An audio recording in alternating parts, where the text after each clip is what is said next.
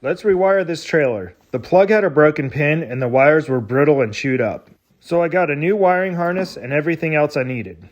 First, I unbolted the wiring harness ground from the tongue of the trailer. Next, I cut the wires and pulled out each section.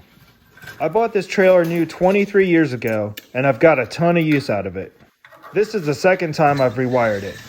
The LED taillights in this trailer were recently installed, but the front marker lights were old and corroded, so I replaced those as well.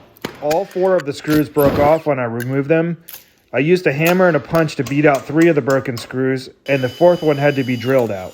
The area around the marking lights was rusty, so I decided to grind it down and repaint it. I also hit the area where the wiring harness grounds to the trailer to make sure there would be a good connection. After cleaning the bare metal with paint thinner, I sprayed it with Rust-oleum's paint and primer in one. I carefully routed the wire on these marking lights through the back and into the little channel so they didn't get pinched when they were installed. These screws are stainless steel, so they won't rust like the last ones did. I ordered marine grade heat shrink connectors along with this crimping tool from Amazon. Once crimped, I used a heat gun on the connector to make it watertight. This flexible conduit helps to protect the wires between the tongue of the trailer and where it plugs into the vehicle. I carefully fed the wiring harness through the channel on the tongue of the trailer. This trailer gets used a lot in the wintertime to tow my Ventrac, and it's definitely rusted from the road salt. Applying dielectric grease to where the ground meets the frame helps to make a better connection and keeps it from rusting. I spliced into one of the brown taillight wires to get power from my front marker lights. This multi-wire connector lets me connect a single wire in one side and 2 wires into the larger side. That way the brown wire is reconnected, but I've also spliced in my white wire.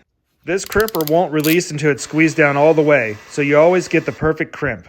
Next, I measured out how much wire was needed to reach each front marker light.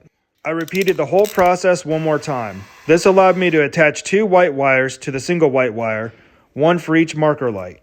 These trailer wiring harnesses are really simple. Green for the right side turn signal, yellow for the left side, and brown for both taillights. The colored wires coming out of the taillights correspond, so all I had to do was match them up and crimp.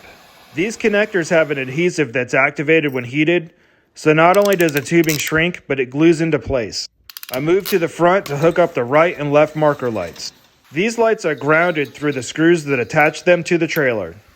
I hooked it up to my truck to make sure everything was good to go. Installing a few cable clips under the trailer made sure that the wires will never sag. It's always good to finish a project, so let me know, what project are you working on?